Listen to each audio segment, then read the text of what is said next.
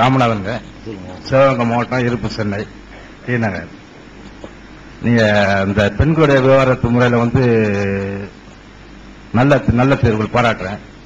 அதே நேரத்தில் ராமநாதபுரம் மாவட்டத்தில் உள்ள சமாத்துகள்ல கிடைக்குது, சில சமாத்துகள்ல அது ஃபில் பண்ணல அப்படின்னு சொன்னீங்க. நான் ராமநாதபுரம் மாவட்டம், முதல்ல ராமநாதபுரம் மாவட்டம் தான், அதுக்கப்புறம் சிவகங்கை மாவட்டம். நான் ரொம்ப பாராட்டு தெரிவிக்கிறேன். அதே நேரத்தில் நீங்க ராமநாதபுரம் மாவட்டத்தில் நடக்கிற மாதிரி அந்த முஸ்லீம்களுடைய பெண்களுக்கு, பெண்கள்னா எல்லா பெண்களும் விட்டுறேன், முஸ்லீம்கிட்ட இந்துக்கிட்ட எந்த பெண்களுமே பெண்கள்னாலே ஒரு இலகிய மனப்பான்மை. உண்மையாவே அவங்களுக்கு எந்த ரூபத்திலையும் நம்ம சிறிதளவு கூட தீங்கி ஏற்படுத்தப்படாங்கிறது என்னுடைய கருத்து. அதே நேரத்தில் உங்களுடைய சமாதத்தின் மூலம் எல்லா சமாதத்துகளையும் ஈக்குவலா கிடைக்கிறதுக்கு நீங்க வழிவகை செய்யணும். ஒண்ணு. ரெண்டாவது, இதே நேரத்தில் இந்த இந்துக்கள் சட்டத்தில் ஃபேமிலி கோர்ட் இருக்கு. ஃபேமிலி கோர்ட்ல உண்மையாவே நீங்க சொன்ன மாதிரி 5 வருஷம் கூட இல்ல, 10 வருஷம் கூட ஆகுது. அது பெரிய ஒரு டிராபேக். அதே நேரத்தில் அந்த ஃபேமிலி கோர்ட்ல கிட்டத்தட்ட சட்டத்தை திருத்தி 1 வருஷம் அல்லது 6 மாசம் இதுக்குள்ள அந்த கேஸ ஒரு கன்வென்ஷன் எதுவும் ஆகாம பினிஷ் பண்ணி அதை முடிச்சா நல்லா இருக்கும். அப்ப அது இந்துக்கள் சட்டம். இதே நேரத்துக்கு இதை இம்ப்ளிமெண்ட் பண்றதா, இதை இம்ப்ளிமெண்ட் பண்றாங்கிறது அது பெரிய கற்பனை வச்சுதான் அது we have to decide. ஒண்ணு. அடுத்தபடியாக நான் சொல்ல கோச்சிக்கிறாங்க, அதாவது முஸ்லீம்கள் இனத்துல அந்த ரொம்ப அந்த செக்ஸுவாலஜி, அதாவது நான் என்ன கேட்கறேன்னா, எனக்கு ஒரு டவுட், என்ன டிஃபரெண்ட் இருக்குமோ அப்படின்னு. What is the different between the sexology to Hindu and Muslim? ரொம்ப நீங்க இம்பார்ட்டன்ட் கொடுக்குற மாதிரி எனக்கு தெரியுது. அந்த செக்ஸுவாலஜி, அந்த லேடிஸ், அதாவது ஒவ்வொரு நேரமும் அந்த 2 மனைவி 3 மனைவி, ஏன் அப்ப என்ன வித்தியாசங்கள் இருக்குமா? ஏன் அதுக்கு முக்கியத்துவம் கொடுக்கிறது, முக்கியத்துவம் நீங்க கொடுக்குற மாதிரி கன்ஃபார்மா சொல்றேன்னா இடத்துல என்னுடைய எண்ணப்படி நீங்க அதை ரொம்ப முக்கியத்துவம் கொடுக்குற மாதிரி தெரியுது. அதுக்கு ஏதாவது விளக்கங்கள் உண்டா நீங்க சொல்லலாம். இன்னொன்னு ஆக்சுவலா இந்த இது சொன்னோம்னா சென்ட்ரல் லெவல்ல சட்டங்கள் உண்மையாவே என்னுடைய கருத்துப்படி பெண்கள் நம்ம பெண்கள் இலகிய மனசு, எப்படியும் ஆண்கள் ஏமாற்றுவாங்க. இது இயற்கை. அது முஸ்லீம் பெண்ணா இருந்தாலும் சரி, இந்து பெண்களா இருந்தாலும் சரி, நம்ம ஆண்கள் எப்படி வாழலாம், எங்க போய் என்ன வேணாலும் வாழலாம். அதனால அவங்க பாதிக்காத அளவுக்கு எந்த ஒரு சட்டங்கள் வந்தா அதை நான் ஏற்றுக்கொள்கிறேங்கிறது என் மனப்பூர்வமா சமைக்கிறேன். இந்த கருத்தரங்கத்தை நல்ல முறையில், சீரிய முறையில் அமைத்து அருமையான முறையில் நடத்தி கொண்டிருக்கிற இந்த அமைப்புக்கு ரொம்ப நன்றி. ஐயா, அவர்கள் ஒரு கேள்வியும் ஒரு அட்வைஸும் பண்ணியிருக்கிறாங்க. அட்வைஸ் முஸ்லிம் ஜமாத்துகளுக்கு, சில ஜமாத்துகள்ல பெண்களை நல்ல பாதுகாப்புலாம் வாங்கி கொடுத்து அவங்களுக்கு நியாயம் வழங்குறா சொல்றீங்க. எல்லா ஜமாத்துகள்லயும் அது மாதிரியான ஒரு நிலை வரணும் அவங்க கேட்கறாங்க. எல்லா ஜமாத்துகள்லயுமே, சில ஜமாத்துல இப்படி நடக்குது, ஆனா எல்லா ஜமாத்துகள்லயுமே அந்த ஜமாத்து பொறுப்பு வகிக்கக்கூடியவர்கள் அதை அமுல்படுத்தணும், பெண்களுக்கு அநீதி இழைக்கப்படாமல் கண்ணுங்கருத்துமாக பாதுகாக்கணும்னு ஒரு அட்வைஸ் பண்றாங்க. அதை நீங்க எந்த அளவு கடைபிடிப்பீங்க? கைதுமா வைப்போம், எல்லாரும் கடைபிடிக்கணும். முஸ்லிம்கள் எல்லாரும் கடைபிடிக்கிறாங்க. அந்த ஊர்ல போய் வலியுறுத்தி பெண்கள் அநீதி இழைக்கப்படாமல் அதை கடைபிடிக்கணும். அவங்களுடைய கேள்வி என்னன்னு கேட்டா, முஸ்லீம்கள் இந்த செக்ஸ் விஷயத்துக்கு ரொம்ப கூடுதலாக முக்கியத்துவம் கொடுக்கறீங்க அப்படிங்கறது அவங்களுடைய கேள்வி. இது ஒரு தவறான அடிப்படைங்க. இந்த செக்ஸ் விஷயத்துல முஸ்லீம் இந்து அந்த அடிப்படையில் தீர்மானிக்கப்படுற மேட்டரே கிடையாது. இது ஆம்பளை பொம்பளைங்கிற அடிப்படையில தான் தீர்மானிக்கப்படுமே தவிர, இது மதத்தின் அடிப்படையில, நிறத்தின் அடிப்படையில, குலம் கோத்திரத்தின் அடிப்படையில் எல்லாம் தீர்மானிக்கப்படாது. பொதுவா ஒரு ஆண் பெண்ணை ஈர்க்கக்கூடியவனாகவும், பெண் ஆணை ஈர்க்கக்கூடியவளாகவும் தான் படைக்கப்பட்டிருக்கிறார்கள்.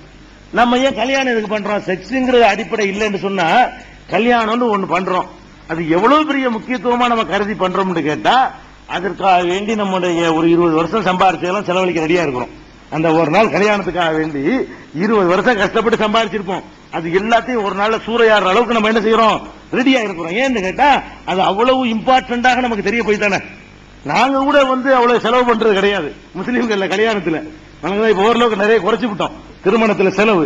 மற்ற சமுதாய மக்கள் எடுத்துக்கிட்டீங்கன்னு சொன்னா, திருமணத்திற்காக வேண்டி காரை அலங்கரிக்கிறதுக்கு மட்டுமே 1 லட்சம் ரூபாய் செலவழிக்கிறவங்க, பந்தல் போடுவதற்காகவே பல லட்சம் ரூபாய்களை செலவு பண்ணக்கூடியவர்கள், லட்சக்கணக்கான ரூபாய் மதிப்புடைய மண்டபங்களை பிடிக்கக்கூடியவர்கள், இதெல்லாம் நம்ம பார்த்து எஸ்சி கச்சேரி இளையராஜா, கங்கை அமரன் கூட்டுக்கிட்டு அவர்களை எல்லாம் வைத்து பிரம்மாண்டமா நடத்தி ஒரு கல்யாணம் சொன்னா 50 லட்சம் 60 லட்சம் செலவழி சக்திக்கு உட்பட்டு, இல்லாதவங்க கூட அவங்க சக்திக்கு மீறி இல்லாத அவர் செய்யறாங்க. எதுக்கு சொல்றேன்னு கேட்டா, அது ஒரு இம்பார்ட்டன்ட் தான், அதுல சந்தேகமே கிடையாது.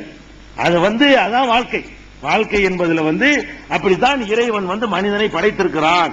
எந்த அளவுக்கு இஸ்லாம் சொல்லுது என்று கேட்டா, இந்த துறவரம் அது வேணாம் சொல்வதெல்லாம் பொய்ன்னு இஸ்லாம் சொல்லுகிறது. ஒரு மனிதன் வந்து நான் வந்து இறைவனுக்காக நான் அர்ப்பணிக்க போறேன், கல்யாணம் பண்ண மாட்டேன், முழுக்க முழுக்க நான் அப்படியே இறைவனுக்காக ஆயிர போறேன்னு சொன்னா அவன் பொய் சொல்றான். ஒண்ணு வந்து அவனிடத்தில் ஆண்மை என்ற உணர்வு இல்லாமல் இருக்க வேண்டும். இல்லை என்று சொன்னால் கண்டிப்பாக அவன் தப்பா நடப்பான், நடந்தே தீர்வான். அவனை வேண்டா ஒரு தனியா வந்து இருட்டர்ல அடைச்சு போட்டு வந்தால் அவன் தப்பு செய்யாம இருக்கலாம். அதற்கான வாய்ப்புகள் கிடைக்குமையானால் அவன் அவர்கள் மேல கோவப்படக்கூடாது. நீங்க அதாவது செட்டப் நீங்க தான் உதாரணமா பிரேமானந்தா பொம்பளை எடுத்து கொண்டாருங்க. நீங்க அதுக்கு என்ன காரணம்? ஒரு மனிதன் இயற்கையாக ஒரு பெண் துணை இல்லாமல் இருக்க முடியாதுன்னு தெரிஞ்சிருக்கும் பொழுது அதை ஒரு வழி அவர் தேர்ந்தெடுக்கிறார். அப்ப அந்த சந்தர்ப்பங்கள் வரிசையா பல மாதிரி பெண்களை அவர் பார்க்கும் பொழுது யாருமே நம்மளை ஒண்ணும் செய்ய மாட்டாங்கன்னு தெரியும் பொழுது அதை செய்கிறார். அதே மாதிரி வந்து ஜான் ஜோசப்னு சொல்லி அவர் பண்ணாருன்னு பாக்குறோம். அதே மாதிரி முஸ்லீம்ல சாமியார் மந்திரம் போற வர்றேன்னு வருவாரு. அவர் நம்ம மத குரு தானே, நம்ம தனியார் ரூம்ல இருக்க விடுவோம்னு கேட்டா பிள்ளை கூட்டிட்டு ஓடி போயிடுறாரு. இதெல்லாம் எல்லாத்தையும் நடக்கு. ஏன்னு கேட்டா வாத்தியார் பள்ளிக்கூடத்து மத குருமார்கள் இதை பாக்குறீங்க. வாத்தியார்கள் எழுத்தறிவித்தவன் இறைவன் ஆவான்னு சொல்ற அளவுக்கு ஒரு கலாச்சாரம் இஸ்லாம் அதை ஒத்துக்கிறாவிட்டா கூட மக்களுடைய நம்பிக்கை என்ன இருக்குன்னா, இறைவன் நிலையில வைத்து என்ன செய்வோம், மாதா பிதா குரு தெய்வம்னு சொல்லுவாங்க. குருவையும் தெய்வமாக பார்க்கக்கூடிய ஒரு சமூகத்தில் என்ன நடந்து கொண்டிருக்கிறது? டியூஷன் படிக்கவான்னு சொல்லி கூட்டிட்டு போயிடுறாரு. சிறப்பு வகுப்புன்னு சொல்லி வாத்தியாரு, எல்லா வாத்தியாரும் இல்ல, நல்லவங்க நிறைய இருக்கிறாங்க. அதற்கான அந்த சந்தர்ப்பம் இப்படிலாம் நடக்கிறது எதை காட்டுதுன்னு கேட்டா, இது வாழ்க்கையில் தவிர்க்க முடியாத ஒரு மேட்ரு. இதுக்காகத்தானங்க வந்து ஒருத்தன் வந்து ஆணோ பெண்ணோ தாயை பகைக்கிறாங்க, தந்தையை பகைக்கிறாங்க, குடும்பத்தை பகைக்கிறாங்க. நீ பாக்குறீங்களா? தாய் தந்தைகள்லாம் வேணான்னு சொல்லி கும்பல நீ தான் வேண்டு போயிடறாளா இல்லையா? இத்தனை வருஷம் வளர்த்த அப்பா அவனுக்கு பெருசா அவளுக்கு பெருசா தெரியல, அம்மா பெருசா தெரியல. அது ஒரு எவ்வளவு இம்பார்ட்டன்ட் பாத்துக்கிறங்க. அதே நேரத்தில் வந்து ஒரு விஷயம் ஐயா இதுல பாயிண்ட்ல வர்றாருன்னு கேட்டா, 2 கல்யாணம் 3 கல்யாணம் இந்த மாதிரி போறதுதான் அந்த கேள்வியை திறந்திருக்குது. முஸ்லீம்கள் தானே 2 கல்யாணம் 3 கல்யாணம் பேசுறாங்க.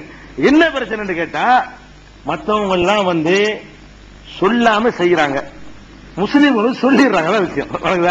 இப்ப உதாரணமா ஜீவகாருண்யம் இருக்குது, ஜீவன்கள் மேல கருணை காட்டணும், எந்த உயிரையும் வதைக்க கூடாது அப்படின்னு எல்லாரும் சொல்லுவாங்க. சில பேர் சொல்லிவிட்டு என்ன செய்வாங்கன்னு கேட்டா, உயிரை வதைக்குவாங்க, கொசுவை கொல்லுவாங்க. கடிக்குதுங்கிறதுக்காக, கடிச்சா கொள்றதா அது வதையில, கடிச்சதுக்காக மரண தண்டனை கொடுப்பீங்களா? அதுக்காக வேண்டி கொசு கடிக்குதுங்கிறதுக்காக என்ன செய்வாங்க, கொசுவை கொல்லுவாங்க. எலி வந்து கொஞ்சம் 2 ரொட்டி திண்டு போனா திண்டு போகுதுன்னு விட மாட்டாங்க, பாயசம் வச்சு அதையும் சாவடிப்பாங்க. இதெல்லாம் வந்து உயிர் வதை தானே. வயல்ல போய் மருந்து அடிப்பாங்க. தங்களுடைய நாய்கடி விஷத்தை போக்குறதுக்காக வேண்டி என்ன செய்வாங்க, நூற்றுக்கணக்கான உயிரினங்களை கொன்றுதான் நாய்கடி விஷ மருந்து தயாரிக்கப்படுகிறது. அந்த விஷ மருந்து தொப்புளை சுத்தி என்ன செய்வாங்க, போட்டுக்கிடுவாங்க. உயிர் வதைக்க கூடாதுமாங்க. இஸ்லாம் என்ன சொல்லுதுன்னு கேட்டா, உன்னுடைய தேவைக்கு என்ன செய்ய உதவி செய்ய சொல்லிக்கிறது. அது போக என்னன்னு கேட்டா, பொதுவாக நீங்க விளங்கிக்கிறது ஒரு ஆய்வு சொல்லியிருக்காரு. சமீபத்திய ஆய்வு ஒன்று வந்து உலக சர்வதேச அளவுல வந்து ஒரு ஆய்வு பண்றாங்க. சூப்பரான ஆய்வு அது. அந்த ஆய்வு முழு ஆர்டிக்கலாக இந்த இப்போது வந்திருக்கிற எங்கள் வெளியீடாகிய ஒற்றுமை என்ற இதுக்கு முந்தின இதழில் வந்து அந்த ஆய்வுடைய டீடைல்ஸ் எல்லாம் கொடுத்திருக்கிறோம்.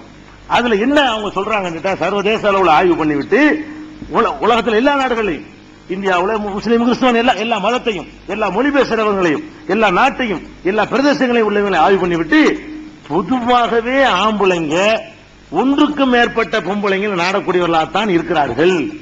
பொதுவா ஆம்பளையுடைய சுபாவம் அப்படித்தான் இருக்கிறது. இதுல வந்து பெண்கள்கிட்ட இது குறைவு. எத்தனை % சொல்றாங்க? ஆண்கள்ல 78%, பெண்கள்ல வந்து 13% அதுல போட்டிருக்காங்க. பெண்களை எடுத்துக்கிட்டீங்கன்னா 13% பெண்கள் தான் ஒன்றுக்கு மேற்பட்ட ஆம்பளை வேணும்னு சொல்லக்கூடியவங்களா இருக்கிறாங்களாம். 13%. ஆம்பளை எடுத்துக்கிட்டீங்கன்னு சொன்னா 78 பேர் என்ன பண்றான்னு கேட்டா, ஒரு 2 இருந்தா வசதி இல்லைங்கிறதுக்கு அது மாதிரி வேணான்னு சொல்றானே தவிர 2 இருந்தா பரவாயில்லை, 3 இருந்தா பரவாயில்லைங்கிறான். கேட்டா 1 தான் இருக்குது, ஒரு 2 3 தான் நல்லதா இருக்குன்னு சொல்றோம்னா 78 இருக்கிறான். இது ஆய்வு, இது சர்வதேச அளவுல உள்ள ஒரு ஆராய்ச்சி சொல்லுதுங்க. அது வந்து அது எல்லாத்தையும் இது இருக்குது. இஸ்லாத்துல வந்து என்ன வைப்பாட்டின்னு வச்சுக்கிறாதப்பா, இந்த மாதிரி தப்பா போயிடாதப்பா, சட்டப்படி உரிமை கொடுப்பான்னு சொல்றதுனால அது வெளிப்படையா தெரியுதே தவிர இதுல வந்து யாரும் விதிவிலக்கு இல்ல.